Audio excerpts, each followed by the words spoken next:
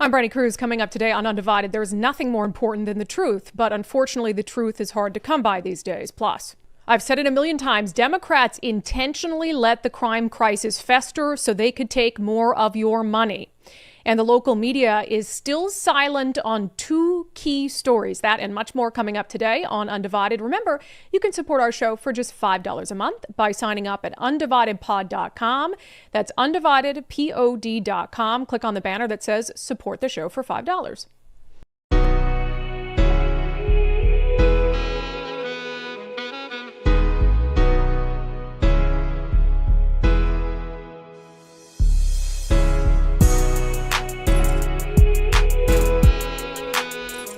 Hello, and welcome to Undivided. Thank you for being here. Thank you so much for your commitment to giving common sense a comeback. I'm Brandi Kruse.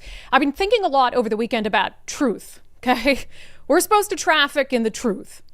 The media is supposed to traffic in the truth.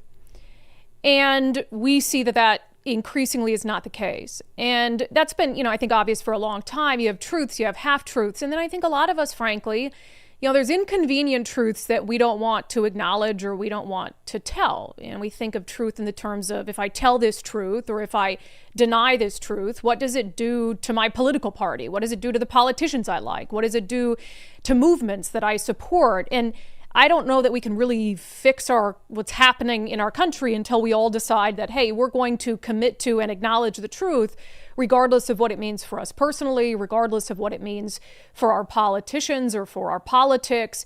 And we see a lot of that. It's just picking and choosing facts, pick facts. It's with the media, often it's what they decide not to share that I think is hiding the truth. And that can be just as bad. I've been thinking about this a lot over the weekend because I had this interesting opportunity. I talked to all of you and I think we agree on a lot of things politically. And it's really important, I believe, to be able to get this message that we're sharing of common sense and sanity and truth out to maybe groups of people who don't hear it.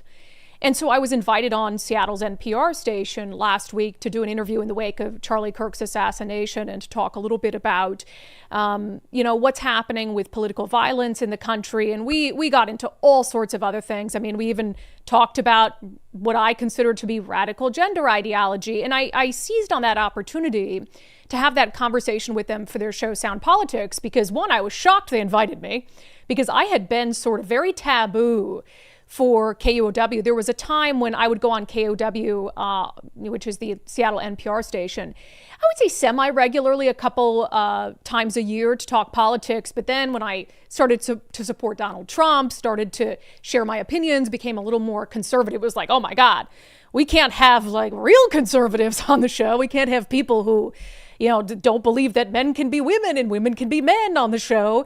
And so when they invited me back on in the wake of Charlie Kirk, I thought this is a wonderful opportunity to be able to go in and speak to an audience that is very far to the left, with hosts that are very far to the left, and to share some truths that I don't believe that they often share with their audience. And you really should listen to the whole conversation. It's like an hour long, or maybe even more. It might be almost 2 hours long. But we had a conversation about political violence. And you guys know this is a topic I'm very, very passionate about. And I have been for 15 years because I've personally been victimized by it. And I always joke that my job used to be being a professional protest coverer and covering the far left. And so, I go into this environment and again, I'm very appreciative to the hosts. And one of them has been a friend of mine for a long time for having me on. But you go into a situation like that and you believe that you're both purveyors of the truth. Ultimately, we're both media outlets. Certainly, I have an opinion. I try to make sure it's grounded in the truth. And you would hope and I guess think that an NPR station would be grounded in the truth as well. And I was so shocked just a few minutes into the conversation as we're talking about the political violence problem in this country, and in particular in the Seattle area in the state, that we couldn't agree on even the simplest truth. Here's a clip. Will any of you disagree with me, please? Brandi, really quick. Left-wing extremism in our state is far more prevalent than right-wing extremism. No, I will disagree. Holy smokes. Yeah. I don't know think how you can even stuff that you disagree with, politics you disagree Yeah. with are more prevalent, and that's on the left. But when you talk about violence, and nationally, we know the data shows that these incidents of murder and violence are more prevalent on the right. Untrue. It is very Untrue. true. The Cato Institute has pulled the data. If Have you looked at the data yourself? Have you looked at the Yes. data in this itself? We Explain to me just what the looked Cato at it. Institute data shows. we'll it's pull almost, up the I was website. actually going to bring this up. I'm very although familiar it's with like, all the numbers and the data. So if you guys are, do you tell me what you think the Cato Institute data shows? The Cato Institute looks at 50 years, the last 50 years. Since 1975. Right? Yes. So obviously in that time, Islamic extremism has killed the most people because you have 9/11. If you take out, then the second highest is domestic right-wing extremism. I think I saw something like close to 400 people killed, and then about 65 killed by left-wing domestic extremists. So if I didn't know better, you could have left it there, and NPR's audience would have been left with this statistic from the Cato Institute that, wow, right-wing people are committing more acts of political violence. Can't be disputed. The data is data. Except you could tell from my response there, first of all, the shock. Right? You think you're going into a situation where we can all agree on some baseline truths. I don't need any sort of data, statistics, any sort of entity to tell me that left-wing extremism in Washington state is far more prevalent than right-wing extremism. I have eyes and I have ears and I have a brain. And so this assertion that that's not true, I almost choked on air. I couldn't believe it. And then, of course, and this is, I think, a fascinating exercise that I'm going to take you through in questioning what the media tells you and questioning data that you're being given to make sure that you know the truth so that you can push back against half-truths and falsehoods. And you'll hear there that they bring up this information, this data, this study from the Cato Institute, which the Cato Institute is a libertarian think tank. And so, for NPR listeners and for the host, they probably thought, well, we got her here. She's saying left-wing extremism is more common, but we've got this data from the Cato Institute, which is a libertarian think tank, that shows that it's not. And it wasn't just NPR and KUOW that has been trotting out that Cato Institute data in recent days after the assassination of Charlie Kirk. You look online and you type in political violence or Cato Institute, and you will see that the who's who of the biased left-wing media has been using this Cato Institute report to paint one particular picture, that right-wing extremism is more common than left-wing extremism. The headline from CNN Politics, the data doesn't back up Trump's claim that the left is more violent. MSNBC, J.D. Vance's statistical fact on political violence is neither statistical nor a fact. Time, Trump called for a crackdown on the radical left, but right-wing extremists are responsible for more political violence. And you'll see it over and over and over and over being used to undercut concerns that I and others have been raising about the scourge of left-wing extremism in the country post-Charlie Kirk. So you might be saying, well, Brandi, the data is the data, and there's the Cato Institute data that they pointed to. So is it true or is it false?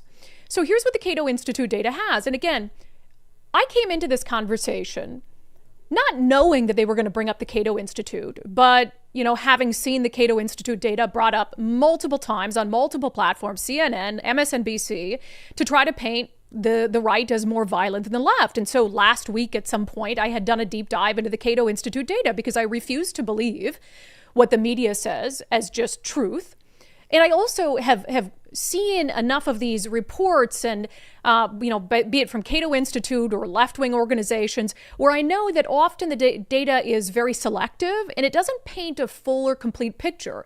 So thankfully, I had been armed with what the Cato Institute data actually showed. So again, the headline for it, if you want to go look at it, it was published September 11th. Politically motivated violence is rare in the United States. So that's the headline of the Cato Institute data. They wanted people to know after Charlie Kirk's assassination, like, hey, politically motivated violence is actually pretty rare in the United States. So we should be, happy about that. It doesn't make it any easier when it happens. But then they get into the data that many in the media are now using to their advantage to paint the right as more violent or dangerous. So here's the data from Cato Institute. And for the record, I'm not denying this data. I think the data itself that they're sharing, by all accounts, is factually true. That doesn't mean it's not being manipulated, however. So let's look at it. So they look at murders in politically motivated acts of terrorism since 1975. And that's as far back as really the data and the tracking goes. So keep in mind, that's what they're assessing here. The murders in politically motivated terrorism. So they look at it, and obviously 9/11, right, is the most significant one since 1975. And so when you count all the people who have been killed in some sort of act of politically motivated violence, and they break it all down, and you include 9/11, obviously the vast majority have been committed by violent radical Islam, followers of Islam, right? 87%. 2% committed by the left, and 11% committed by the right since 1975.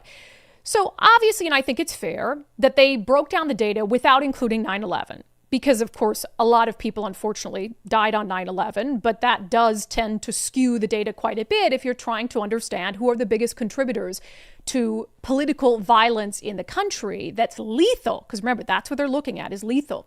So then they exclude 9/11. So if they exclude all the people killed in 9/11 and look at politically motivated deaths since 1975, here's how that breaks down.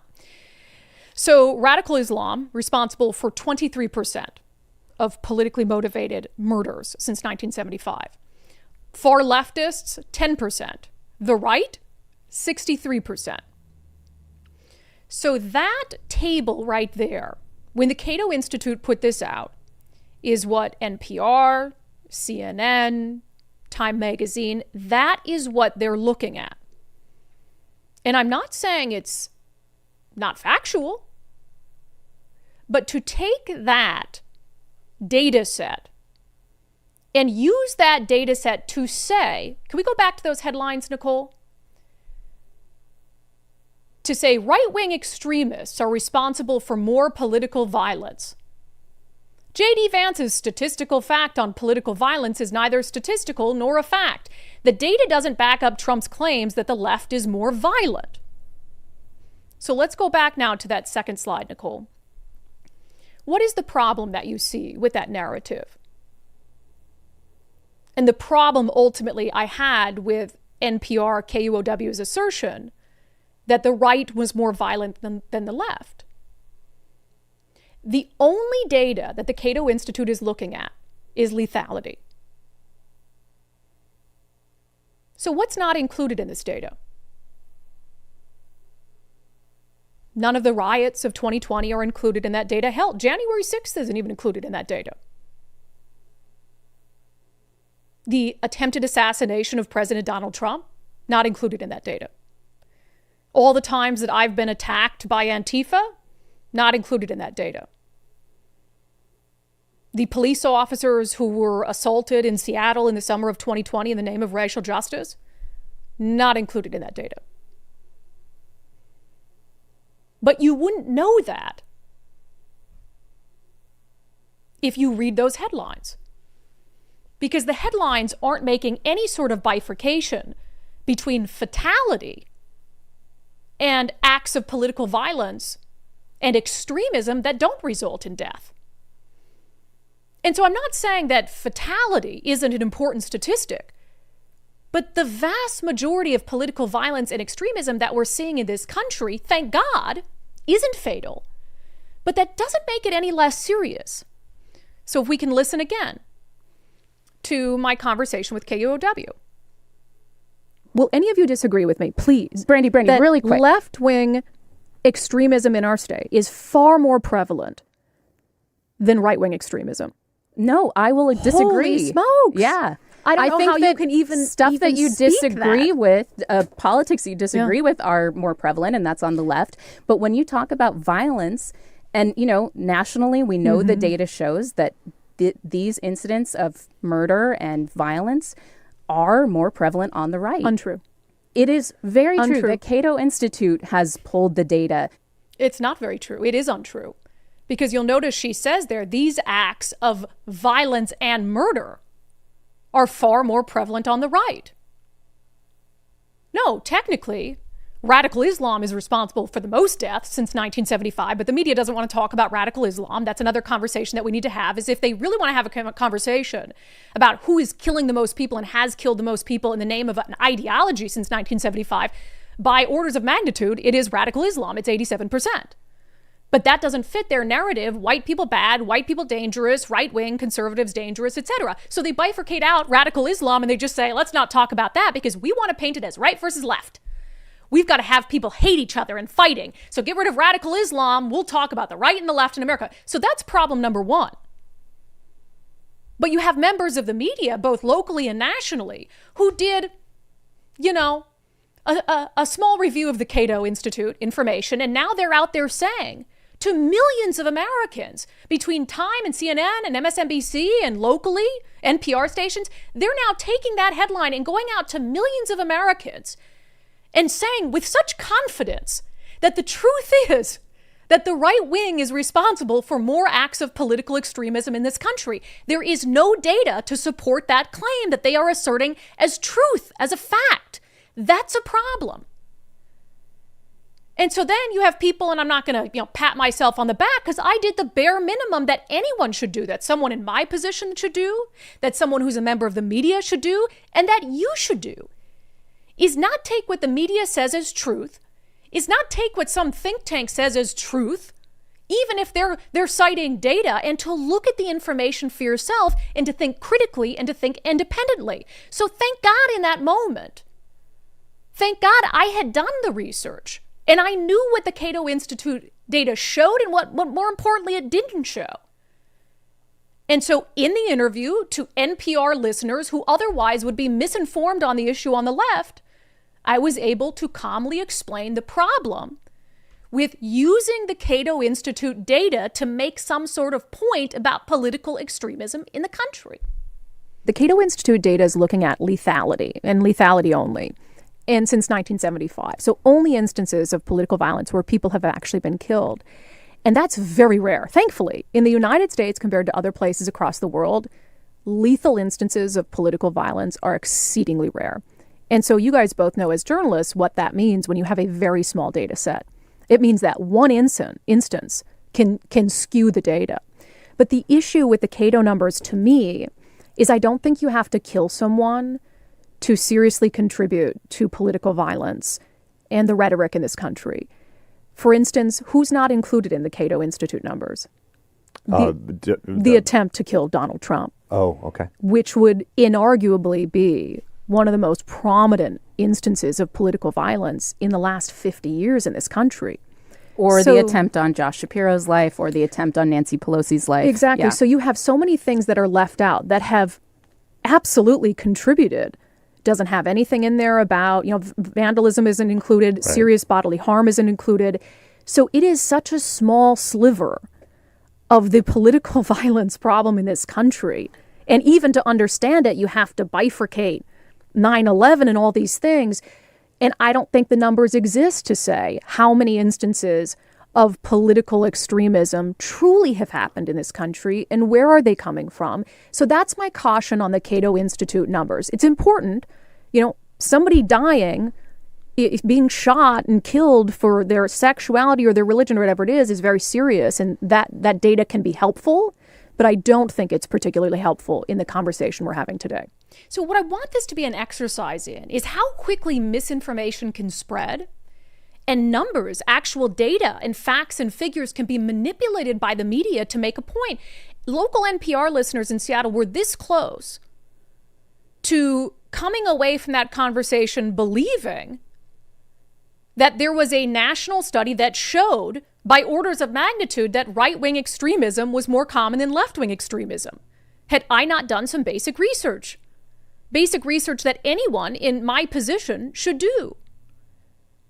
Not to mention, and I said there's a couple key things, because you're going to see this Cato Institute data used all the time by a variety of media outlets in the coming weeks and months to suggest that what we really have is a problem with right-wing extremism in the country. And so what I want is for you to be armed with the actual information, and please go read it for yourself, where you can point out some of what's missing from that information and how it doesn't paint a complete picture.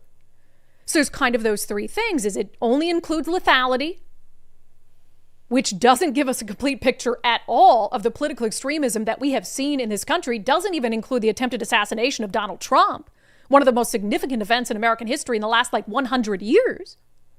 So that's one. Two, it completely ignores the narrative around it, is ignoring radical Islam, because that's not convenient. So if we actually want to get to the bottom of ideologically motivated and politically motivated extremism, we have to have a serious conversation, and the media should be having a serious conversation about radical Islam. But they don't want to do that. Why? Ask people, why do you think? They don't want to paint the headlines. Why do you think they want the headlines to focus on right versus left and not right, left, and radical Islam? And then the third issue with the data that I haven't brought up yet is, even if you do want to care about and characterize lethality, right? So I think it would be fine if these headlines say, right-wing extremists have killed more Americans since 1987 than left-wing extremism, if you exclude, radical Islam. That's actually true, right? That's factual.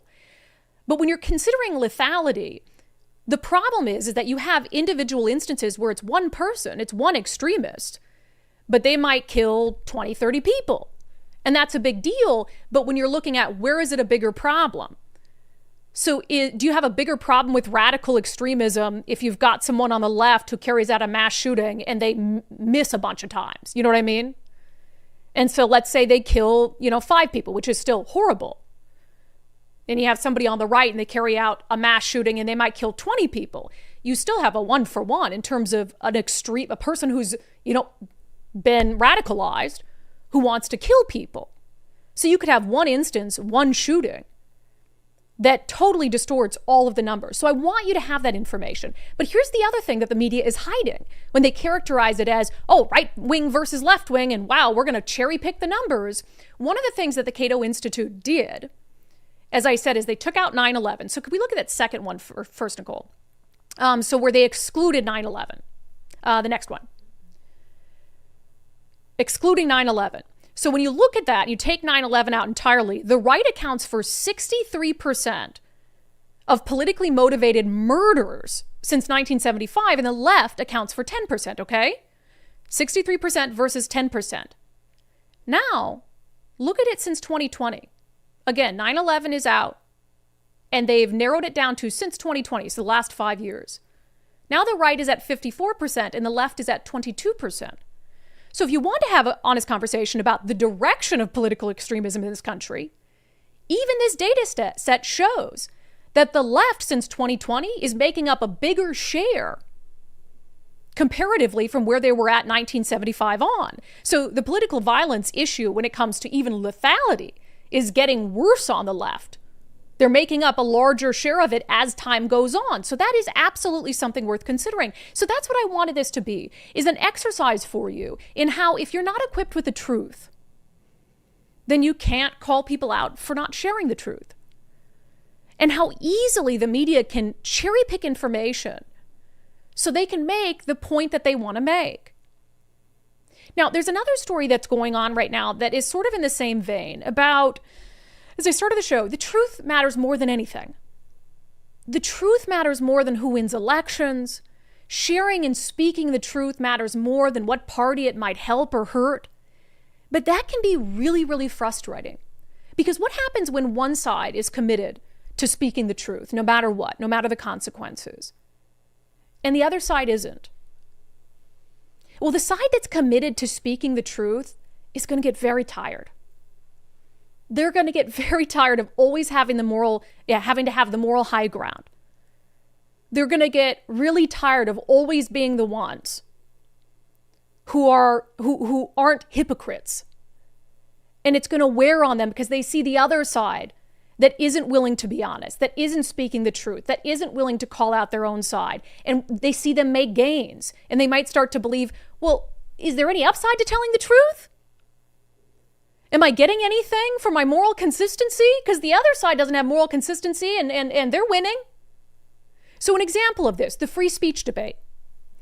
So what happened with Jimmy Kimmel last week, and I did a commentary on it, I think, before we knew the full extent of what the FCC had said, both publicly and behind the scenes. I do believe there was undue pressure, verbally speaking, put on Disney and ABC News as it came to Jimmy Kimmel. Now, I don't know for sure, what the actual reason was that ABC decided, okay, we're going to take Jimmy Kimmel off the air. Was it because they actually were disgusted by what he said about Charlie Kirk?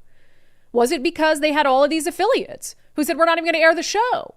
Those are two valid reasons. Or was it because they felt like they got too much pressure from the FCC?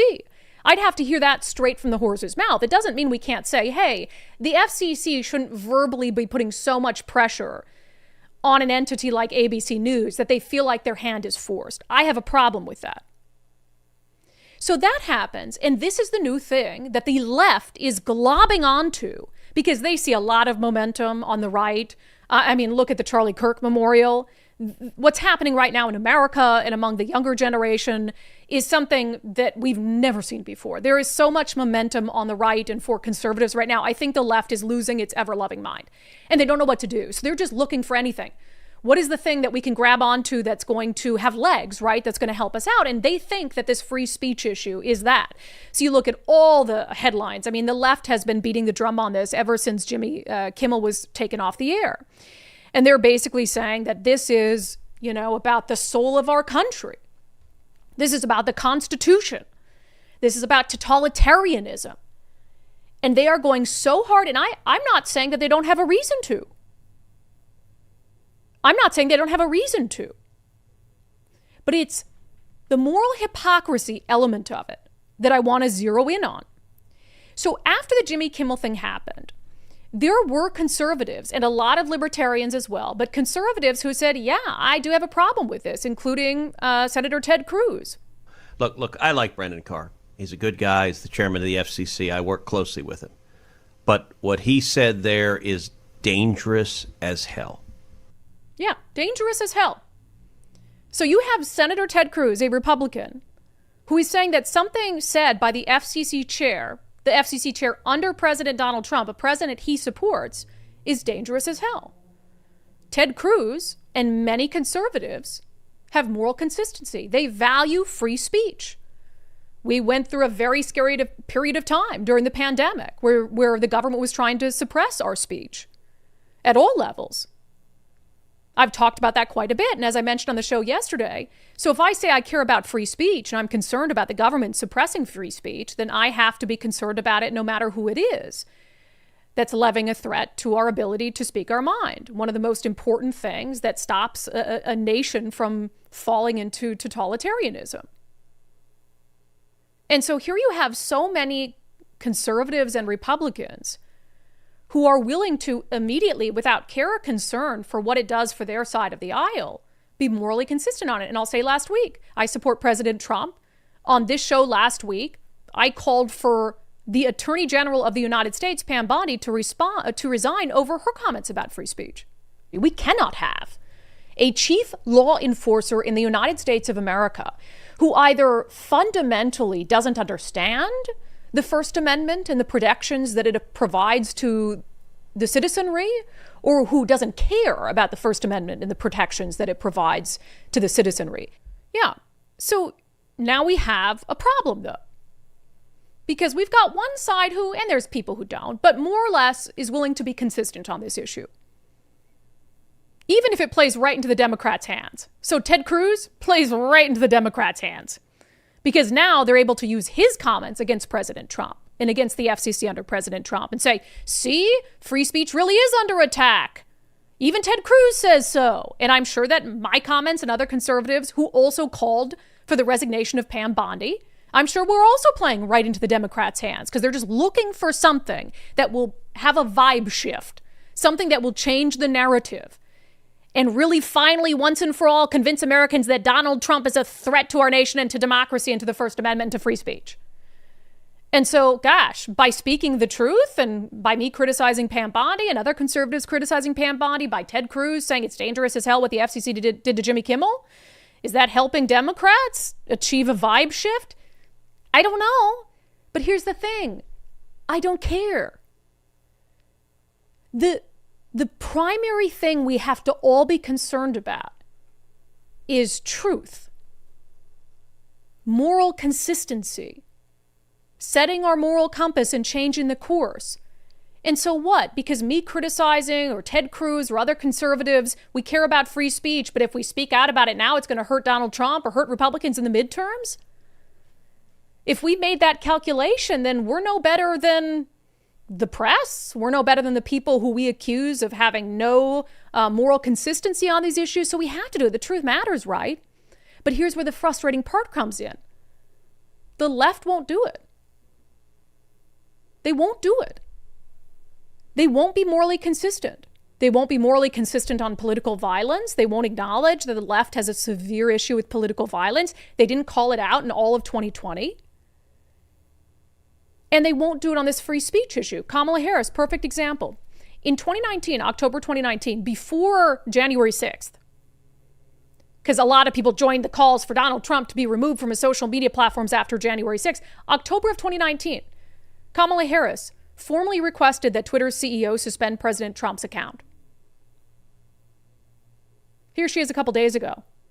What we're witnessing is an outright abuse of power. This administration is attacking critics and using fear as a weapon to silence anyone who would speak out. Media corporations from television networks to newspapers are capitulating to these threats. We cannot dare to be silent or complacent in the face of this frontal assault on free speech. We, the people, deserve better. A couple years after she called for President Donald Trump, who was the president at the time, to be stripped by a private company of his social media accounts. No introspection, no acknowledgement that, hey, we've had problems on the left with free speech too. No, because to Kamala Harris and to other Democrats who are now seizing on this Jimmy Kimmel thing, it's not about free speech. They don't care about free speech. It's about making Donald Trump look bad. If they cared about free speech, then they wouldn't have done what they were doing in 2020 and beyond. The Biden administration wouldn't have been pressuring big tech to silence dissent around COVID, to hide stories like the Hunter Biden laptop story. Kamala Harris wouldn't have been calling in October of 2019 for President Donald Trump to lose his social media accounts, because if she cares about free speech, that's not something that someone who cares about free speech would do. So there's no moral consistency there. The question is, do Americans care? Do Americans care if their politicians and their leaders on the left and right are morally consistent? I do. I think a lot of you do too. But to me, this undermines the whole argument from the left. Like, I actually do care about this issue happening right now with free speech and the FCC and Jimmy Kimmel and all of these things. I do care about it. But because Democrats have been so morally inconsistent on the issue of free speech, their words completely fall flat. So maybe a warning that should be taken seriously about the government exerting too much pressure. It just falls flat with so many Americans because Democrats won't speak out when it's their side doing it. And I don't know what to do about that. I will say, and I wanted to offer this word of encouragement and caution to conservatives. I know that that's frustrating because you feel like you're doing the right thing, but it only helps the other side, right? It only gives the other side fuel to attack President Donald Trump. But it's about more than Donald Trump. This is going to be an issue long after Donald Trump is no longer in office. And so to me, nothing should stop you from speaking the truth. Nothing should stop you from caring about an issue and criticizing people who don't care about that issue enough, like free speech, even if it is going to hurt President Trump or hurt Republicans in the midterms. What's more important? And maybe one day the vast majority of Americans will realize that there's one side that has been willing to be more morally consistent on these issues, and they'll wake up. But all we can do is continue to speak the truth, be morally consistent, and just hope that that is ultimately the best thing for this country over time. All right, we're going to get into some local news in the Seattle area. Seattle Mayor Bruce Harrell wants another tax to deal with public safety. You know how I feel about that. First, let's see, we're getting into, it was a beautiful fall day today. You may notice that. I woke up, my husband's like, no, there wasn't. There was frost on my car this morning. Frost. I was telling my husband, I said, there's frost on my car this morning. He goes, no, there wasn't, you liar. I said, well, I lie about something like that. I just talked about the truth. It was frost, okay? I know what frost looks like. Frost. Nicole sure doesn't believe me just either. Like I just did a whole segment about telling the truth, and Nicole doesn't believe me either. I don't know. Did I have to scrape some off and like bring it in for you? I don't know. But obviously the seasons are changing, and so it's a really, I think, good time to make sure that if you've got any concerns with the longevity of your roof, or maybe you even have some leaks starting, to call our friends at Valentine Roofing. That is not one of those things where you want to wait until your roof fails you in the middle of the fall or the winter or the spring. So if you know your roof is on its last legs, don't wait until the heavy rain hits. Valentine will give you a free roof estimate. Here's the best part. If your roof can be repaired, they're going to repair it. They're not going to try to push you into a new roof. But if you do need a new roof, if it's leaking now, Valentine offers a free leak stop. So they'll make sure that there's no further damage, and then they'll replace your roof. And I think one of the other really great parts of Valentine is that they offer zero down financing for most projects, because it's a big expense, right? So you can get the work done now and pay over time. So schedule your free estimate by calling 206 Roofing. Again, call 206 Roofing, and please tell them you heard about them on Undivided with me, Brandi Kruse. Would appreciate you supporting the businesses that support us. All right, so we know that Governor Bob Ferguson made it a campaign promise to hire more police officers, except he lied, and he did that in the form of a $100 million block of grants that cities and counties can utilize to help with public safety, but only if they increase local sales taxes. So a lot of cities have already tried and started the process of taking the governor up on this opportunity, and the city of Seattle is the latest city to do that. This segment is brought to you in partnership with our friends at Future 42. Turn your frustration into action at future42.org. Make sure you sign up for their newsletter to be alerted to opportunities to do just that. So, and I also think that Mayor Bruce Harrell is throwing things at the wall and trying to figure out, like, how am I going to keep my job? Because it is obviously in peril. He lost the primary to a progressive, Katie Wilson. And so he's sort of like, I need to just do anything I can do before the election to make people believe that I care about all these issues that I've allowed to get worse over the last 4 years. But so, isn't it A+. funny how he thinks taxing us is going to make people happy? Seattleites love taxes. I know. Seattleites love a tax. Tells you a lot about Seattle. They love a tax that makes them feel good. And here's something you might not have noticed when you pulled this. If you can pull up this first graphic. So here's the press release from the mayor's office. Mayor Harrell announces proposal to double care response, invest in public safety and treatment with new revenue. Look at the picture he chose. Oh no, I noticed. That's why I left it in here. Because It's for those only listening today, they paired that with this picture of this beautiful sunset. Mm-hmm. And it's got a there's almost sailboat. Never a photo with his press releases. Nope. He's got a sailboat, and it's in the sunset, and it's the mountains in the background. It's like, see, raise your taxes, and Seattle could look like this again. You know, it's like, well, you should have there is a picture of the people dying in filth and squalor with needles in their arms in downtown Seattle. But no, he wants it to feel good. This tax should feel good, and you should support. Pretty Isn't picture that to go with it? Wow, propaganda! Talk about propaganda. I mean, it has nothing to do with No, what it they're has cleaning up. Like, are nothing you to do with helping people ODing on sailboats? God, it is. It is so. I'm glad you recognize that. You've been trained well. Oh, yeah, It no, is. Yeah, that's it's just like, oh my wild. God, of course. It's totally this subconscious thing they're trying to appeal to. So the mayor is proposing $39 million in investments. That other word too, investments. This is an investment, okay? Through a 0.1% public safety sales tax through authority provided by the Washington legislature this year. His plan invests this $39 million as follows. $9.5 million to double care responders and add 911 dispatchers. So CARE, and he'll explain it here in a second, but it's basically like these non-police responders who are coming out if somebody's ODing or in crisis or something like that. $7.4 million to expand the Seattle Fire Department's overdose team and add community treatment beds and staffing. $5 million to bolster law enforcement assisted diversion programs. And $2.1 million to add new fire recruits for critical Seattle Fire Department staffing. Here's one thing I want you to notice first, because I call these things, do I not? Gosh, I know what you're all saying, Brandi, you called this.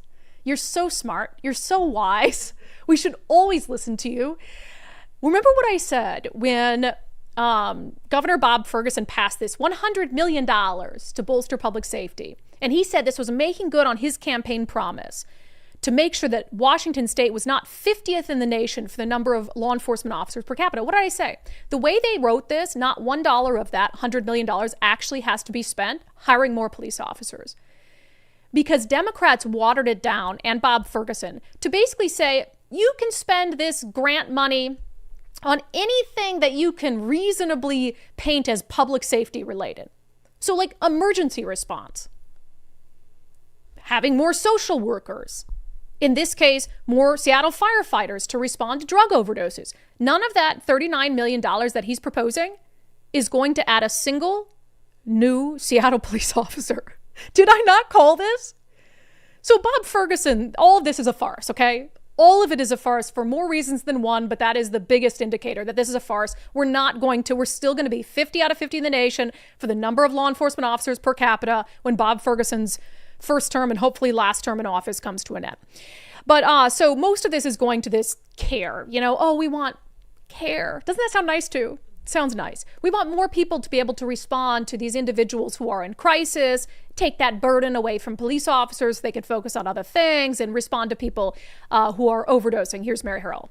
What we're trying to announce and describe for the rest of this country and indeed this lovely city of ours is what new modern policing looks like, what reimagining public safety for the 21st century should be and can be. So as many of you know, for generations, our system has relied on two pillars, police and fire. And one of my proudest accomplishments is adding the third pillar with the care department. We are, in fact, the largest city in the country with this kind of model where we present alternative, diversified responses and a co-equal community safety department here to protect you. Can we go to, there's a clip where you have in there that talks about what the care team does. Can you go to that one for me? What we're trying to announce and describe for the rest of... Oh, sorry.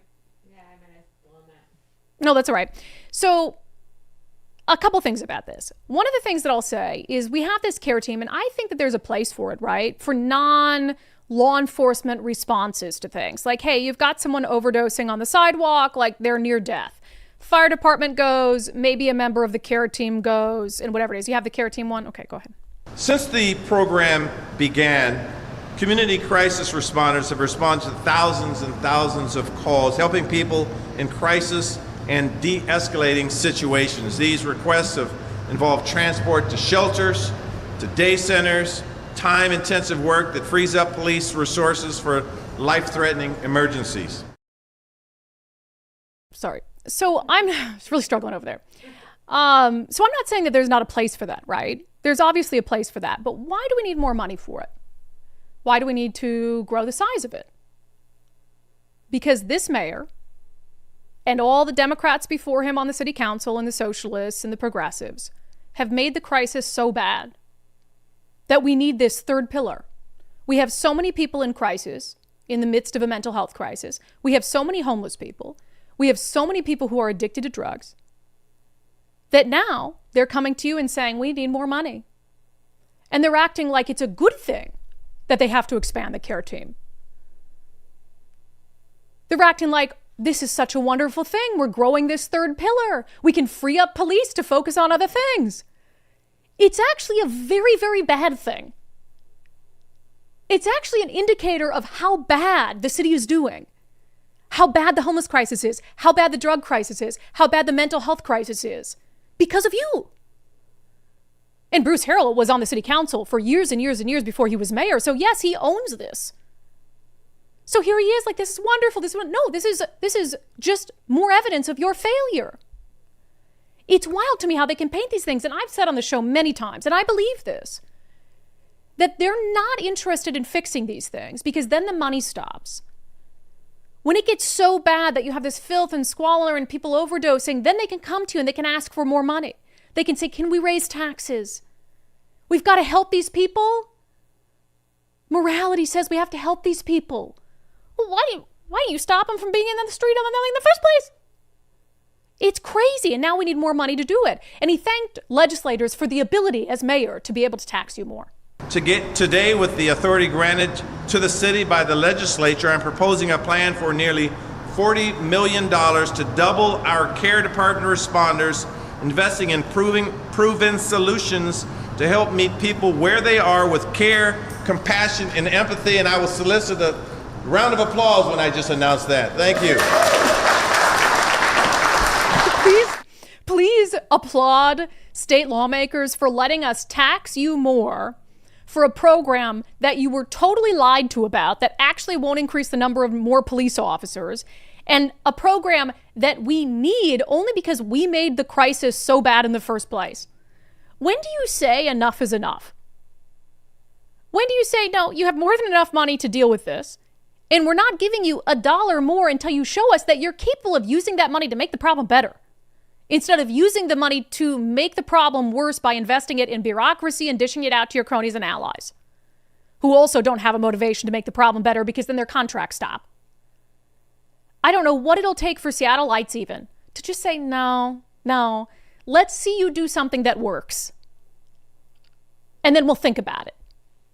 It's wild to me. So one little hiccup maybe in the mayor's plan is that because this involves essentially police adjacent work and people who would come in and take certain responsibilities away from the police department, it has to be negotiated with the Seattle Police Officers Guild, the union that represents rank and file. And Mayor Harrell admits that he doesn't have their support yet. So we're going to double the size of the team in 2026. Our plan for CARE is for responders to be directly and individually dispatched to help people in need with the appropriate and safe, low acuity crisis calls throughout Seattle.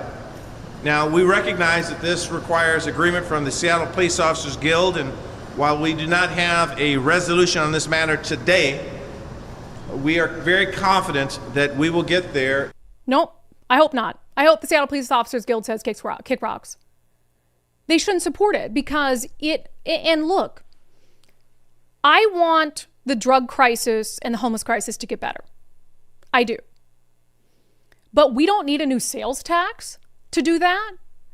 And we cannot continue to give money to people who have shown that even when they have a limitless supply of money, they can't solve problems.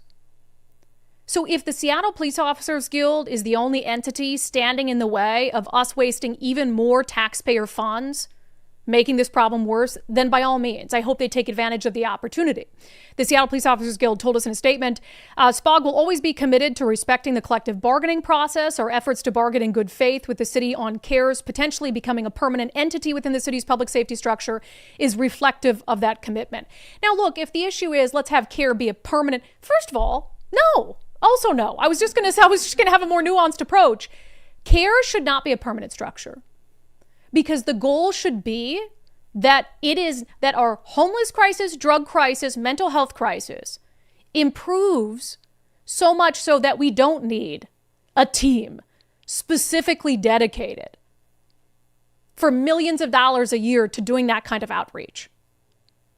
So temporarily, like we're in a crisis, we need them, right? We need them. I agree that I'd rather have a member of the CARE team go to an overdose than I would have an officer who has to be pulled off the beat or pulled away from responding to a life or death emergency because the crime crisis is also out of control. So right now, I don't know that we have a choice. But a permanent structure? No, you just want a permanent homeless industrial complex. You want a permanent drug industrial complex. So all your friends and allies can continue with their multi-million-dollar contracts. We say no. And I hope the Seattle Police Officers Guild says no as well, because they might be the only ones standing in the way of this. But again, don't doubt me. Don't doubt me when I say this is the intention of Democrats. When they pass this $100 million grant, they're not passing it to actually increase the number of police officers. They're going to pass it so they can bolster programs that will grow the homeless industrial complex. And that is exactly what they're doing. Okay, I want to get to, again, we played a clip of this last week on Thursday's show, but we had a fantastic episode of Sundays with Subscribers yesterday, and I want to make sure you all take the opportunity to watch it. We spoke with former Tacoma police officer Timothy Ranken. Ranken was one of 3 total former Tacoma police officers who were put on trial for the 2020 death of Manny Ellis in Tacoma. And of course, you know the story by now. They were accused of killing him basically because he's black. Attorney General Bob Ferguson decided that he was going to politically prosecute them to make a name for himself and please the race and social justice mob. And what happened? Well, in one of the most progressive areas of the country, A jury of their peers acquitted them. The two officers had been charged with murder. Officer Timothy Ranken had been charged with manslaughter. They were all acquitted by a jury of their peers. And this is the first time that any of them have spoken out. And we did a 2-hour interview with a former officer now, although he wants to be a police officer again, which I just think is crazy, but I admire his desire to serve. We did a 2-hour interview with him, and it was emotional. And he goes through everything that was happening behind the scenes, before trial, before they were even charged, and how they found out about all these things. And it's just really, really emotional and really stunning, everything that they were put through. But I wanted to play a different kind of clip for you today, because one of the things that was never really talked about as we're making this a racial element, the state leaders said, oh, they killed him and it was about race, whatever. Timothy Ranken is an immigrant. He immigrated to this country as a teenager with his parents. And what did he immediately turn around and do? He went and served his brand new country in the military, in the United States Army. He was inspired to do it after 9/11. So here you have this person who the left should be holding up as like a hero, immigrates to this country, family seeking a better life, immediately signs up, does multiple combat tours, puts his life on the line for our country and our freedoms. After 9/11, gets out of the service, wants to continue to serve. So he becomes a Tacoma police officer, has no problems in the world, is out there doing his job, continuing to risk his life. And so one of the things I wanted to ask him is, you came here and your family came here and there's this promise of the American dream. Do you feel let down by our country? Do I feel wronged by the country? I don't really per se think that, even though like our trial was, the whole incident was covered everywhere, from BBC to, New York Times and stuff. I don't really feel wronged by the country. I feel wronged by the state and what they did to us. But overall, I still love this country, with every fiber of my being. And that's why we kind of, when we were talking offline, like this week has been a rough week, because what happened last week was, I see it, like it hurts my heart, because it's like attack on us as a country, and With Charlie Kirk. Yeah. And so it's just like, how do you, if we can't say or speak freely and you get murdered for it, where are we at as a country? And it's like, what kind of country are we at this point? It's not the country that I fought for. It's not the freedoms I fought for. It's not the, the things that I know that makes our country great. Because, as much as people hate this country or say bad things about this country, we live in the greatest country there is. Ask anyone that's like, oh, we hate this country, like, move, go somewhere else. Yeah. Why won't you go somewhere else, Or, I think back on a lot of stuff just because I've deployed quite a bit. When the whole Iraq war happened, there were Americans that went over there because they felt compelled to go over there because they felt what we were doing was wrong, and they come back completely changed, because the world outside of America is very, very different. And to say that you're living in this country, enjoying the freedoms, and saying that you hate this country because of it, I don't know. I don't really recognize this country at this point in time. And maybe it's a contribution of what I've been through and stuff, but yeah, it hurts my heart to see the country in the state it is. And I don't know, we just gotta, like you said, we gotta find some common ground. Yeah. And I think it's remarkable that, again, he wants to continue to serve. Yeah, he wants to continue to serve his community even after everything that he went through personally and professionally. And so it's just a fantastic conversation. So if you want to watch that full 2-hour interview, you can become an Undivided subscriber. Go to undividedpod.com, undividedpod.com. Just click on the banner that says support the show. And that is up right now in its entirety. We appreciate former Tacoma police officer Timothy Ranken trusting us enough to sit down with us and talk about what he went through in 2020 and and beyond.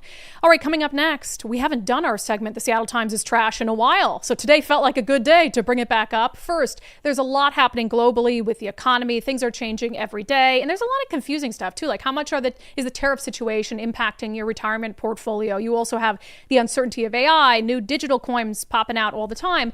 So are you concerned about how much risk your retirement portfolio is exposed to? Is it time to just get back to basics? Do a reset, level set? Well, join Bulwark Capital Zach Abraham for his Back to Basics live webinar. It's happening October 2nd, 3:30 p.m. Pacific time. It's going to be a frank discussion on the basics of fundamentals of value investing, perspective on the outlook for the remainder of 2025, plus a full reveal of how Bulwark is always looking for opportunities to lower risk, lower cost, and give your retirement as much upside as possible. So hear directly from Zach as he shares his insights in his free Back to Basics webinar, October 2nd at 3:30 p.m. Pacific time. Sign up right now. KnowYourRiskPodcast.com. That is KnowYourRiskPodcast.com. We also have some breaking news on the Jimmy Kimmel front. Let's get to it after this segment. We'll put it down in national, but apparently Jimmy Kimmel is coming back to the airwaves, so we'll discuss that in national today a little bit. But first, the Seattle Times is trash.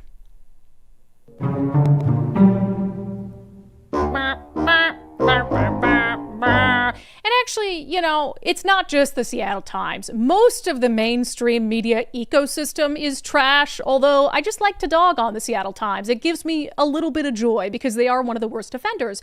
So we broke we didn't break one of them. We covered two, just trying to take credit, everyone else's credit. I covered it on the show, so I broke it. No, we did two significant stories last week that, to me, they should be covered by everyone.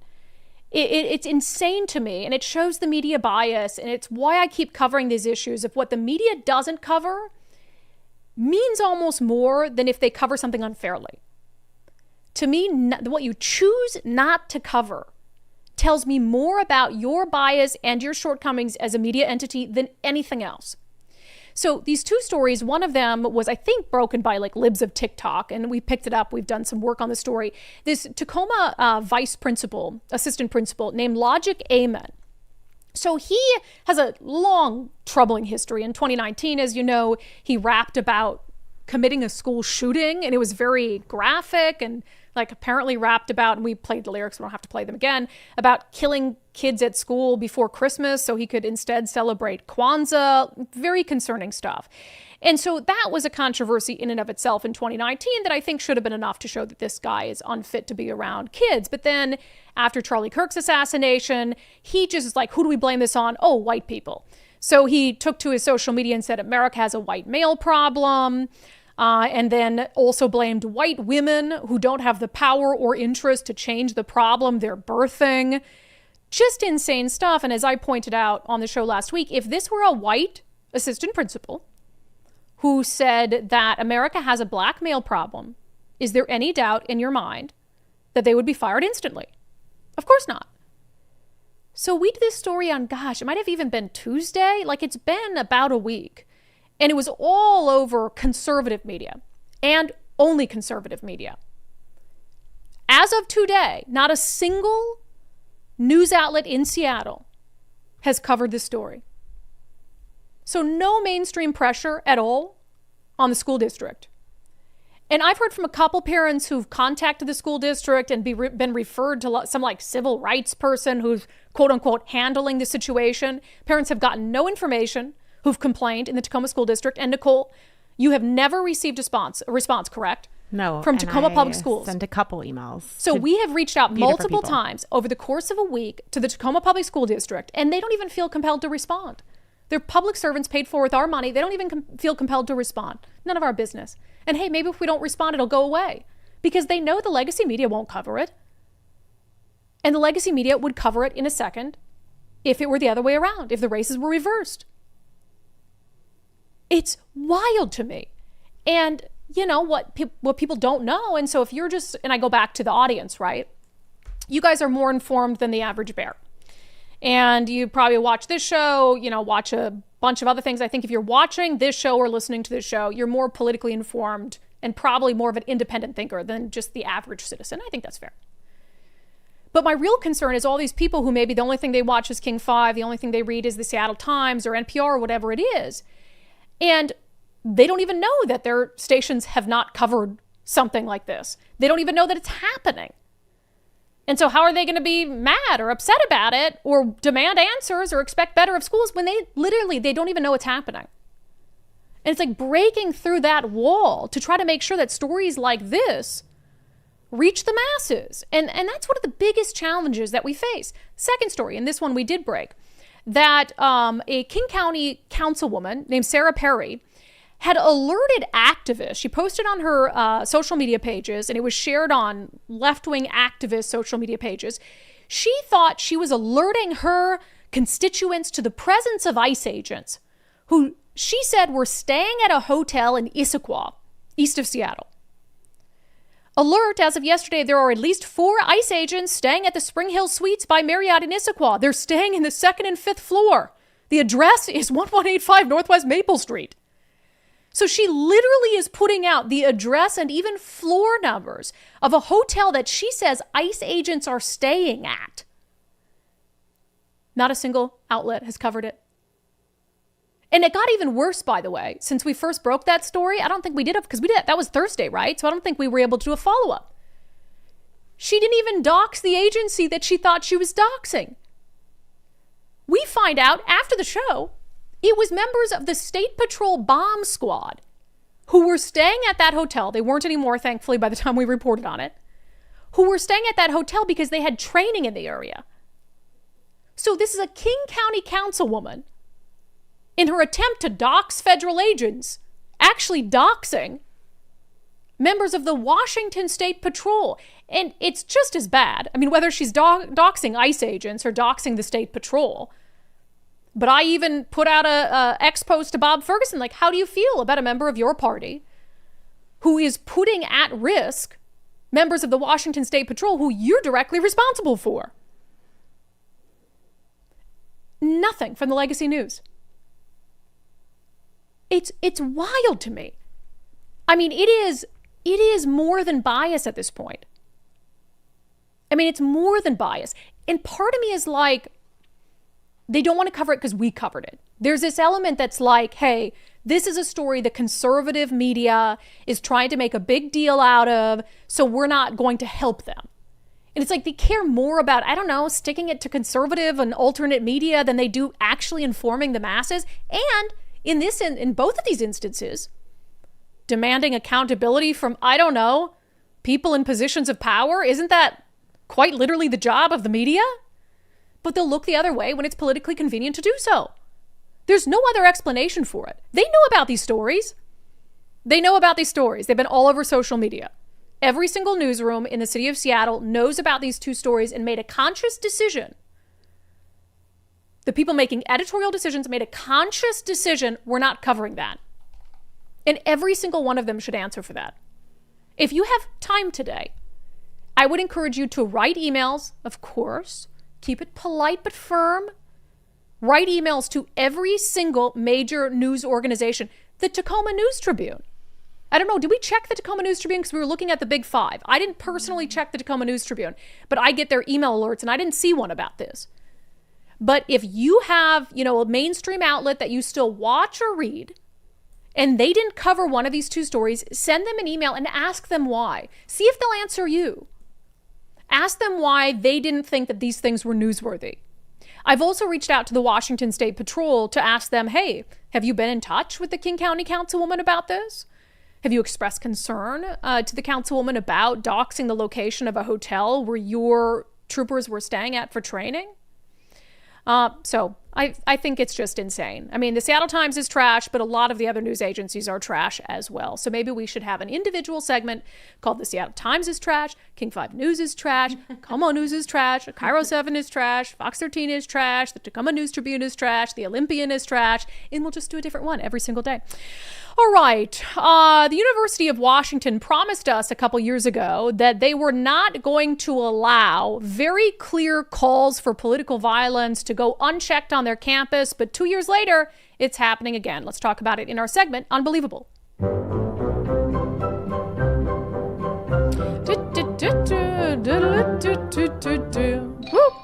All All right, credit to our friend Ori Hoffman for breaking this story today. So there's something called Dog Days at the University of Washington, and there's a bunch of events happening, including something called the Green Wave Carnival. And from previous events like this, it seems like, there's a bunch of booths set up and activities and things to do and games and all that stuff. Green Wave Carnival. So it's happening today, 8 a.m. It was happening today, 8 a.m. to 12 p.m.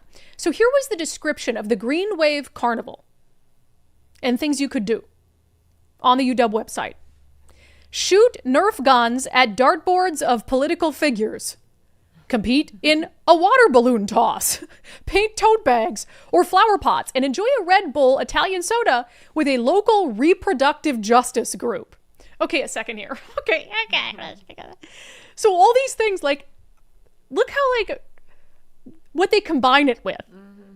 Oh, we're gonna water balloon toss, paint tote bags or flower pots, enjoy a Red Bull, shoot Nerf guns at dartboards of political figures.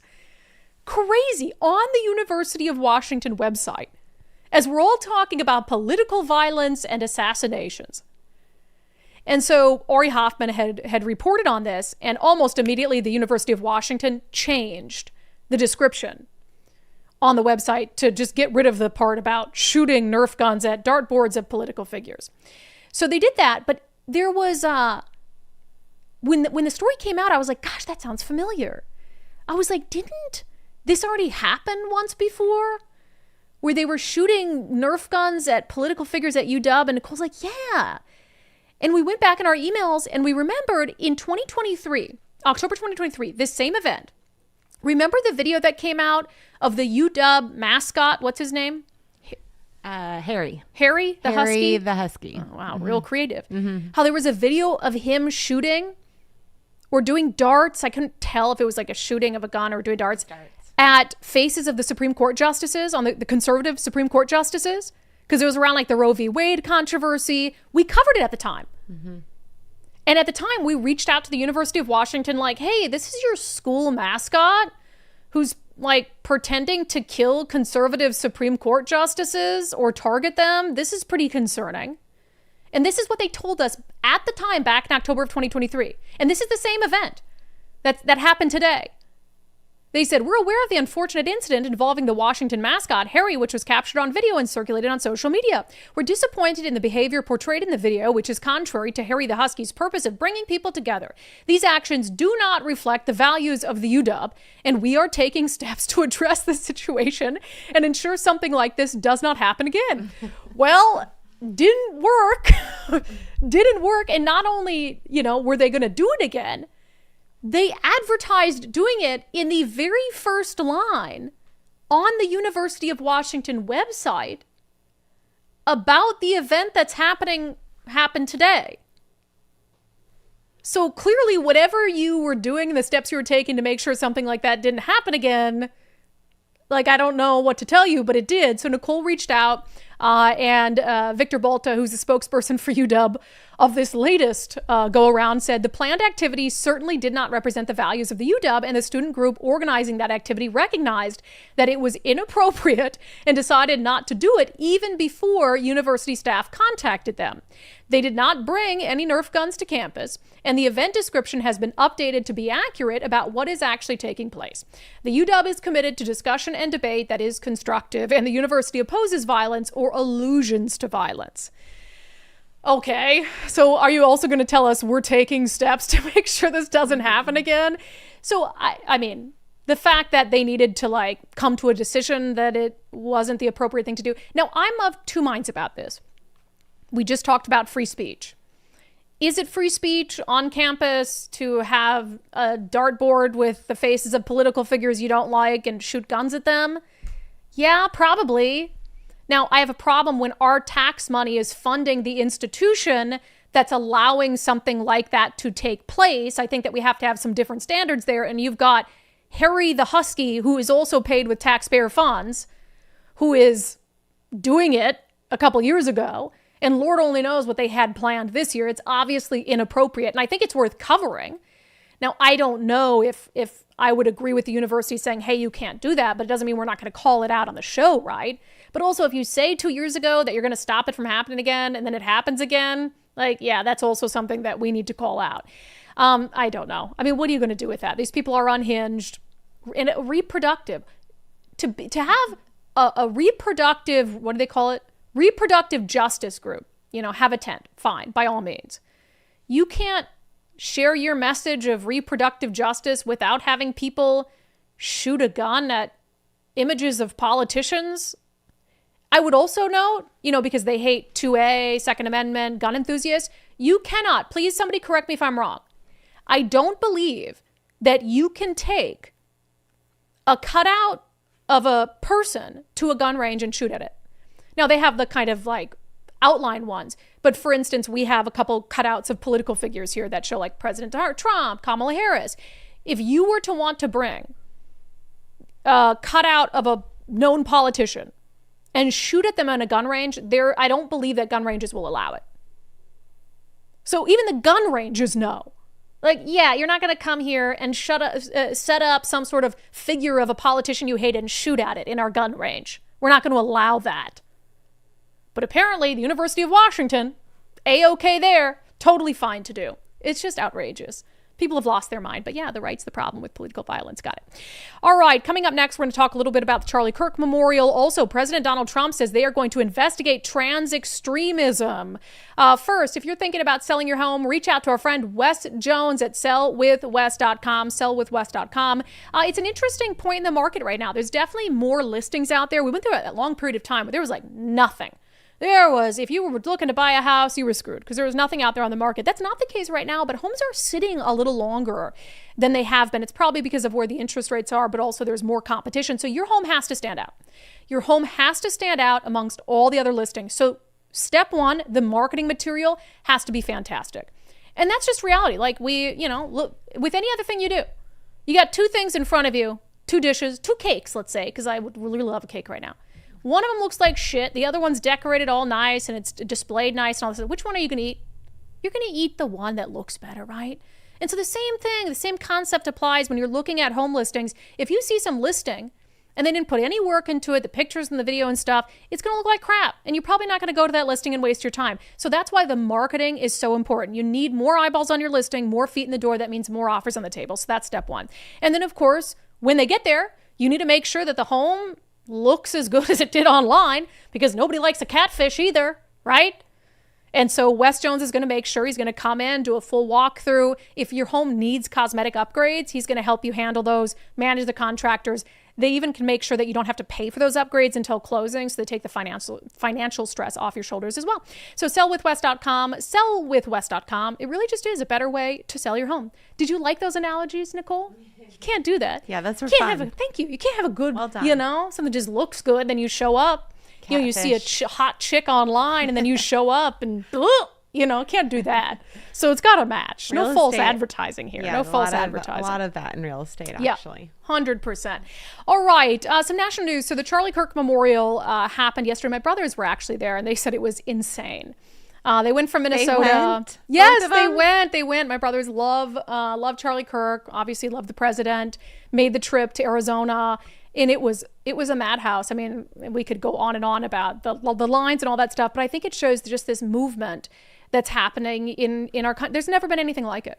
I mean, there's never been anything like it. And so many young people who were showing up. I think it was like an hour before the event started, they said, hey, we're totally full. So then they had people go to a secondary arena where there was an overflow. And also, I've talked a lot about not being religious, but I can't imagine there's been a single instance, because this really was a prayer service more than anything else. And there's like 100 million people who watched it. I don't know that there's been some sort of religious gathering that has been broadcast like that ever. I don't know. I can't think of anything certainly in my lifetime. And, I think the left is in a panic mode. And you're really starting to see that panic play out in some of the things that they're, globbing onto and trying to, because they're looking for anything. They see this, it's right before the midterms, and it's sad. I mean, obviously, I think if we could all take back Charlie Kirk's assassination, we would trade it in an instance for the, momentum that this is giving to the conservative movement, certainly. But I've never seen anything like it. And I do really think that you're going to see this unhinged sort of panic from progressives and from Democrats to try to counteract what's happening in the conservative movement right now, especially when it comes to the young people. I mean, this is like, it goes for a business too, right? The young people is the demographic. If you're like an advertiser, that's the golden goose, because you try to sort of create customers for life. And if you can build loyalty at a young age, the like 18 to 25 demographic, advertisers are always like, we don't know how to appeal to them. And so now you have this 18 to 25 demographic that's having this like not only conservative, but Christian awakening. And if you build this loyalty up front, I mean, you're looking at, decades of Republican presidents, and, even maybe more important to Charlie Kirk and what he stood for, this religious revival in the country. I think he would care far more about a religious revival in the country than a conservative revival in the country. But I just don't know what, and Democrats for so long had been the party that appealed to younger people, that appealed to that had one foot firmly planted in all aspects of culture. And you're seeing this other thing. I talked about it on Swamp Watch with Zach that went up yesterday. Now we're seeing almost overnight aspects of culture that have long shunned conservatives suddenly coming out and celebrating them and wanting to appeal to them. I mean, I won't tell you who, but we had a very mainstream company reach out to us about advertising on the show that like 2 years ago never would have. And I don't know if we're going to end up doing it, but it's just this very strange shift seemingly overnight after Charlie Kirk's assassination. And I just don't know if the left has an answer for it, but definitely be on the lookout and kind of have your head on a swivel for what they're going to try to cling to, like what they're going to try to make it, like make fetch happen. What are they going to try to cling to disrupt it? And how dishonest will they be in their efforts to force that disruption? It's just wild. Were we going to talk about Jimmy Kimmel? Yes. Well, did you put it's that part of the somewhere? poll, so I put it above the poll. Oh, okay. We'll wait. Yeah. That's fine. We'll get to it. Just phenomenal. But my brothers went, they had to unfortunately catch their flight back home. There was only one flight out in the evening back home to Minnesota. They couldn't miss work on Monday. So they missed Donald Trump speak. What? They went all the way there. Idol. They got there at 5 a.m. Oh, wow. In line for hours. And I did not expect the memorial to be 4 hours. And I don't think Trump gave the best remarks, I will say. Well, there was just one part where I was like, pivot. Which one was it? Well, it was the autism title thing, which I think is a right. huge announcement, Yeah. and I support the announcement, and it's exciting to see them make some, strides in identifying some reasons for autism and some explanation for it. But it was too long. Long. I was like, keep going, buddy, I know, it's keep a going. memorial, totally But, different. it kind of and sometimes it just shows his age a little bit, where he kind of rambles on. He kind He's of gets always lost, been like that, though. Oh, for sure. Yeah. But more so, I feel like that's been a thing more so in his last, the two presidencies, but in the last like 10 to 15 years. Like I think back when he did Oprah, things like that, there wasn't so much rambling to that extent. But, easily distracted, but I mean, so meaningful for him to be there and just. I mean, I was brought to tears so many times watching it and all of it. It's just that unbelievable. part with him and Erica at the end. I was talking with a friend last night about this, but it really did show his like comforter in chief side, and that's what you wanted. And that's why people, had some respect for George Bush after 9/11. There was this comforter in chief thing that people really, respect about the president. Yeah, and to see her sort of just kind of cozy into him, I think was this side of Donald Trump that you don't see often. It was absolutely heartbreaking. I wish I'd pulled this clip and I didn't think of it, but there's this one moment that the left is globbing onto to like paint him as some horrible person, where he's saying, Charlie loved his enemies. He loved his, he's like, I hate my enemies. But here's the thing that they don't appreciate. That's actually Trump being self-deprecating. Yep. Because he turned it around to like, Charlie was a better person than me. He's basically saying like, Charlie was a better person than me. Yep. And and he says, maybe they'll teach me how to be more like Charlie. And so this is this moment where someone, who you say has this big, like, ego and all this stuff. He was being like, maybe for the first time I've ever seen him be self-deprecating as a way to lift Charlie Kirk and his legacy up and what Charlie Kirk was all about. And they missed that. They missed the point of it entirely. And I don't know if he planned to be like that, but it really was, to me, I saw it completely I don't think different. He planned it, but I like the way, because when he said it, totally it made me different. cringe a little bit. I was like, oh, but I think that's a good way to look at it. And it really did. So he really was. Yeah, he's lifting Charlie Kirk up. Anyway, all right, a couple more Trump things. So this trans extremism issue, where I really do believe that we have an issue with transgender individuals who are suffering in many instances from a mental disorder, that they are becoming more and more prone to violence. I mean, we've seen some outward calls for violence, like when Riley Gaines was here, and protect trans kids by any means necessary. It's got a picture of a rifle. It was even on the front page of the Willamette Weekly. And so there's some very concerning things. And of course, transgender individuals connected to or actually perpetrating acts of violence, because as a percentage of the population, they're like negligent. But then you have this outsized sort of tied to violent extremism and extremist acts. So President Donald Trump says this is something that they're looking into. Charlie's killer lives with a guy who's transgender. The Annunciation shooter was transgender. The Covenant shooter was transgender. Should the FBI be investigating transgender extremism? You know, we're looking at that, and it seems like, is that just a, what's the reason for it? Yeah, there seems to be something, but we're looking at it very strongly. Something seems to be going on, but you can't make that statement yet. Yeah, and look, it's no particular group. I mean, I'm bothered when the right wants, or when the media wants to act like, white nationalists, extremists, and all white people are inherently dangerous, like the assistant principal in the Tacoma school district, that America has a white male problem. I don't believe in it painting any sort of group of people with a broad brushstroke. There are transgender people who are adults, who are living their lives, who don't expect anyone to call them a different gender, who don't give a F if anyone recognizes their identity. They're just living their life in a way that makes them happy. They're not bothering anyone or hurting anyone. And so, I certainly don't want to get into this thing where we're doing what we say the other side does and painting everyone with broad brushstrokes. But if there is this sort of phenomenon in the actual data can bear that out, that as a percentage of the population, they're committing an outsized number of these violent attacks or shootings or whatever it is, then that is a pattern of behavior that we need to look into. Also, when is the order happening to declare Antifa, because President Trump said he's declaring Antifa a domestic terror organization or a terror organization, but actually has to put pen to paper. Here's Caroline Levitt. This is something the president campaigned on because we have seen a rise in violence perpetuated by Antifa radical people across this country who subscribe to this group.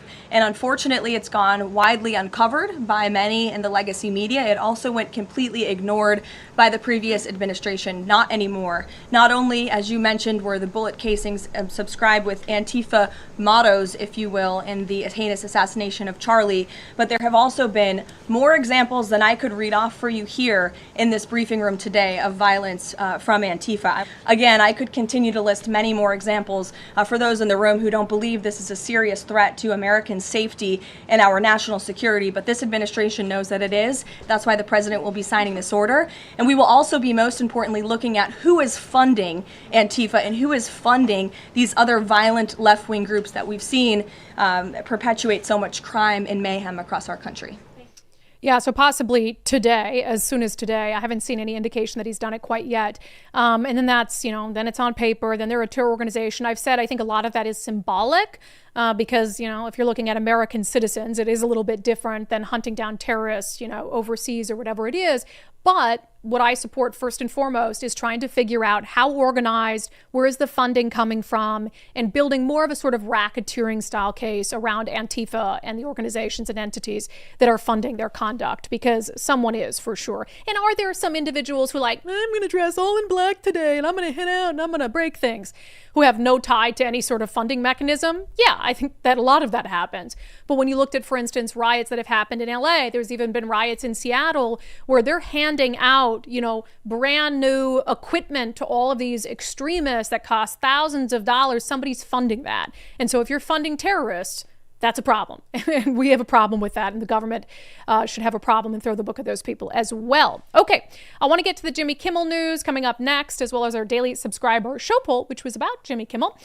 First, I have talked for years about the First Mark Challenge and about the fact that Mike and I became members of the First Mark family. We also have the business insured through First Mark, and I really will not rest until every single viewer and listener on Undivided is a member of the First Mark family, because it honestly is the amount of stress it takes off of, I know for my family, you almost don't realize the stress you go through in trying to make sure that you have the right insurance at the right price and, getting the renewals and all that. You almost don't realize how much stress it is and how annoying it is until you don't have to do it anymore. And that to me is like First Mark proactively every year, hey, checking in, seeing how things are going, anything changed in your life? Or, hey, you know, we can get you a better price on this, so we're just going to go ahead and do that. Is that all right with you? And I just go, yep, go ahead, do it. I love it. And it takes so much stress out of the process. And I know that we have the right insurance at the right price. And that's important too, is you can go out and use some weird little online site and find the cheapest insurance. But the cheapest insurance isn't always going to be the best insurance. So it's a combination of a couple things. You need to make sure you have the right insurance. You're not paying for anything that you don't need, but you have enough insurance to cover you in the event that something, you know, the unthinkable happens. And then you want to make sure that that right insurance you have the best price for. So there's a fine line there. So firstmarkinsurance.com, firstmarkinsurance.com, schedule time to take the First Mark Challenge today, and then tell us about it. Tell us how it went, because we love to hear your First Mark Challenge victories. Firstmarkinsurance.com, firstmarkinsurance.com. The very best part is they work for you. Okay, we have a statement on Jimmy Kimmel Live from the Walt Disney Company breaking during our show today. They said, last Wednesday, we made the decision to suspend production on the show to avoid further inflaming a tense situation at an emotional moment for our country. It is a decision we made because we felt some of the comments were ill-timed and thus insensitive. We have spent the last days having a thoughtful conversation with Jimmy, and after those conversations, we reached the decision to return the show on Tuesday. Oh, weird. You mean that Walt Disney, it wasn't because of the FCC? Now, that doesn't mean that the FCC should be putting undue pressure on a company to act one way or the other, or putting its foot on the scales. But if this is the truth, now I don't know if it's the truth, but they're saying that they felt like they didn't want to inflame things, and there was a lot of anger being directed at ABC, at Jimmy Kimmel. So they said that they took him off the air to basically calm things down a little bit. So if that's the truth, then he's coming back to the air. I hope it's with an apology. I do. I hope it's with an apology. I tend to doubt that it will be.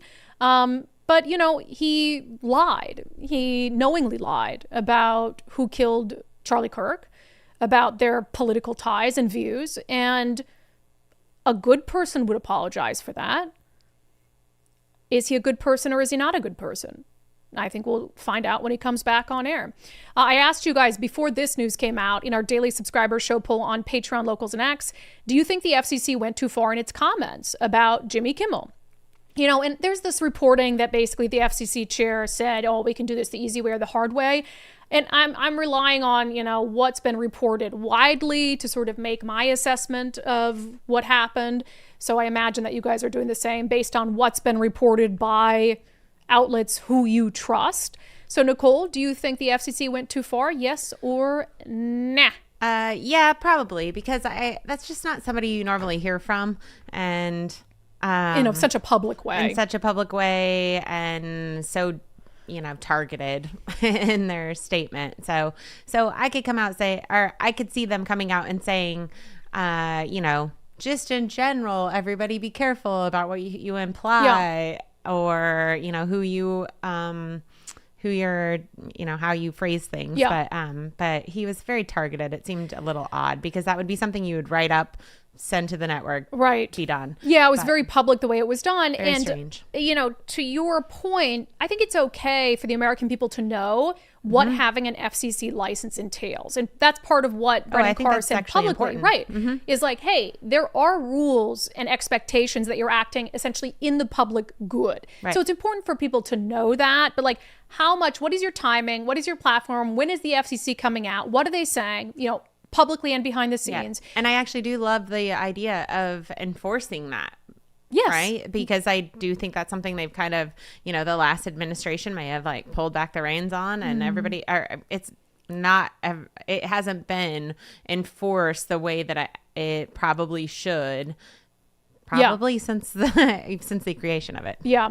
Yeah. So we definitely should all be informed, but I don't want a Democratic president using it against, you know, some entity that they don't agree with. And so it's a slippery slope. From what I remember, that's why Lucy and Desi slept in separate beds. Like those are Lucy and Desi in the I have no idea what that is. And I love Oh, Lucy. I know what I Love Lucy is. Right. That's why they slept in separate beds. That's why TV shows used to not show people sleeping in the same bed. That's why because the FCC, because it was too suggestive, right? The FCC enforced that. I believe that was part of it. I don't know if that's true. I believe that's part of it. All right, you guys are pretty split, 40% to 60%. 40% saying yes, you believe the FCC went too far. That's pretty split for one of our polls. 40%, 60% saying no, you don't believe the FCC went too far. Greg, the media controls public opinion and behavior, and hate commentary must be eliminated.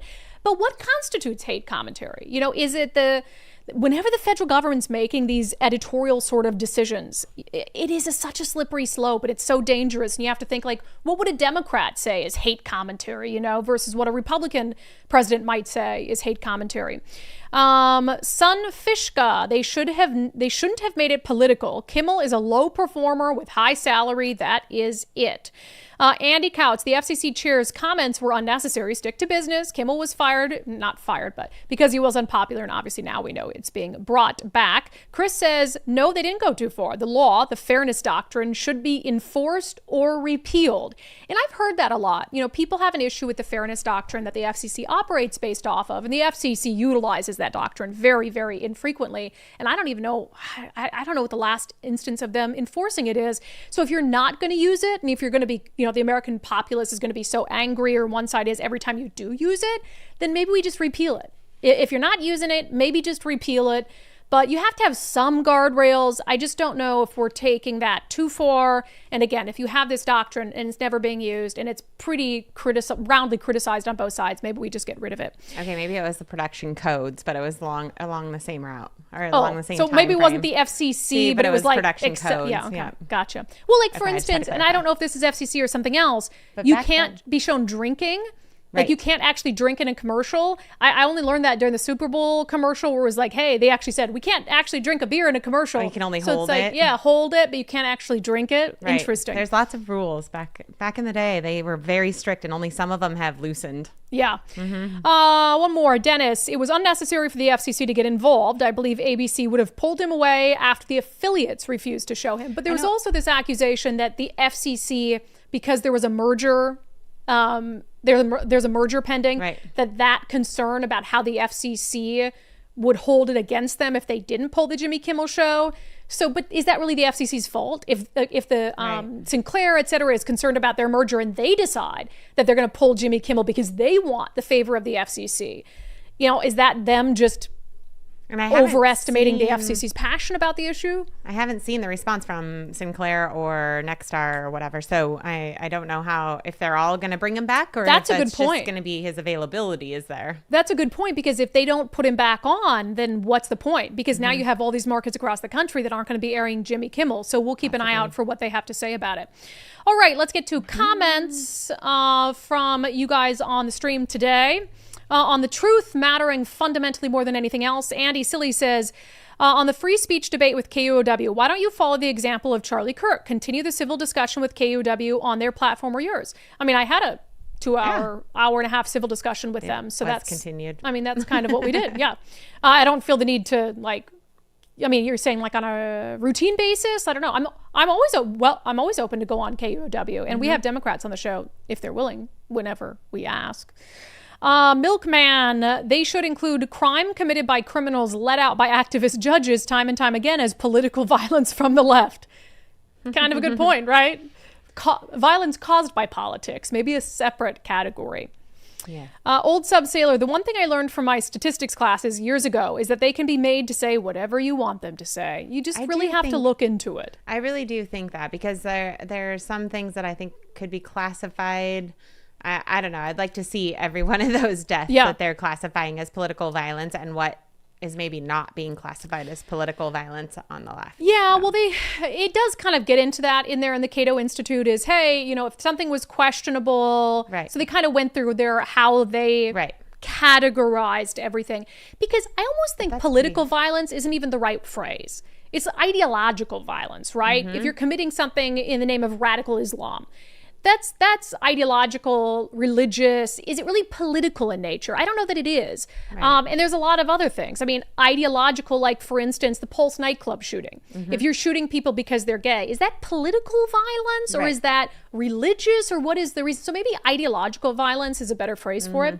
Helios Abbott, as small as that data set is, they could cite the actual incidents, but they don't. I think they do. I think when you do the download, when you go into the Cato Institute data, they do list out, if you dig deep into the data, the actual incidents. Can you imagine trying to find every instance of political violence? Or if you were going to... That's the problem. It's absolutely impossible.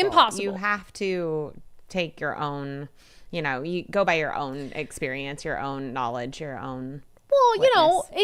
And look into stuff. But, like, for instance, that's why I was stunned when the KOW host Libby Dankman said, when I said, obviously left-wing extremism is more common. When she said no, I was like, what do you mean? Because I can count 2 instances of right-wing extremism in the last 15 years when I've been covering news in Seattle, 2 that I know of. I'd have to sit, I'd sit here for hours. It would be in the hundreds of political extremism, violence on the left. It's not even close. I mean, if right-wingers were out marching and burning and assaulting people, we would know about it. You'd know about it because for sure the media would cover it. So it's not like it's happening and we just don't know about it. It's wild. Country guy, when you're talking about data, you must be precise in what you say. Making assertions that the data says something when it doesn't is essentially lying. And that is what, so we had that graphic of all the headlines, right? Of what they're saying about the Cato Institute data. And the issue with what the KOW host said to me is violence and murder from the right is more common. It's like, no, the Cato Institute is saying murder, but these are 2 different things. You can't say, as all the headlines did, that right-wing violence is more common, because violence includes a lot of things, not necessarily, like Donald Trump was shot. That's violence, but it's not murder. So yeah, you're 100% right on that. You have to be precise in your language. I agree with that. I really think, the Cato Institute's title was flawed. To just say motivated violence. Yeah, yes, because you need to make clear you're talking about lethality, and that makes a difference. On Harrell wanting a sales tax hike for behavioral health team, Two Ladies Midwest Adventures, can't they issue bonds rather than doing the taxes? Because municipal bonds are set for a time and an end, because taxes seem to never go away. Yeah, once they get a tax, ain't no way that's ever disappearing. Brian, that's the Democrat business model. Create a problem, convince the voters Dems are the only ones who can fix it. Continue to make it worse. 100%. It's wild to me. He was celebrating. Hey, it's so great. We have all these people that help all these people that keep overdosing. Like, don't worry. We're just going to get more people so we can help more overdoses. Yeah. It's great. So stupid. So exciting. Cheer for me. On no outlets covering the Tacoma principal story or the story about the King County councilwoman, Haynes says, King 5 standing for truth. So standing on the truth. So you can't see it. Because their slogan at King 5 is, we stand for truth.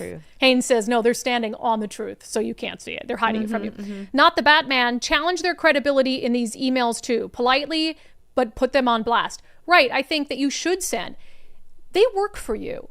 Now, in our instance, we literally work for you because you pay us. I mean, you pay us as subscribers.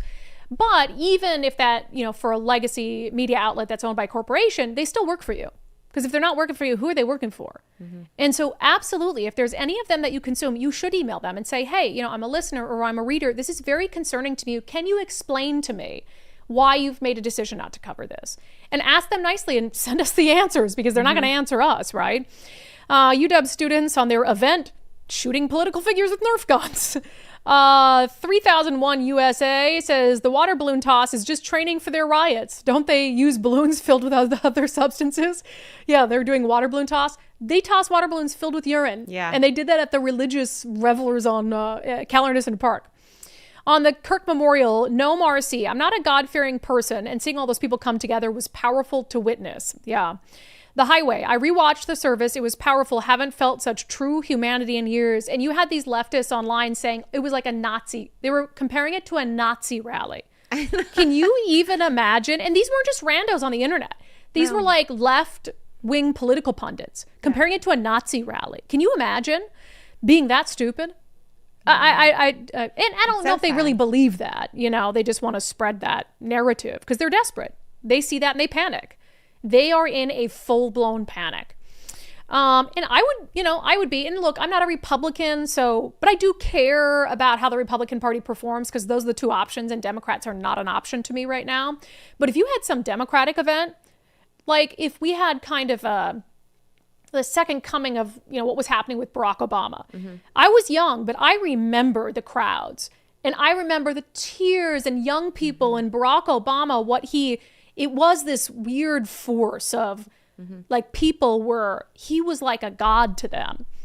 And I mean, if I were seeing that right now on the left, like, yeah, I'd be panicked. I'd be very panicked. So it's understandable. I mean, what they saw should panic the Democratic Party. Yeah. What they saw at the memorial absolutely should panic the Democrats.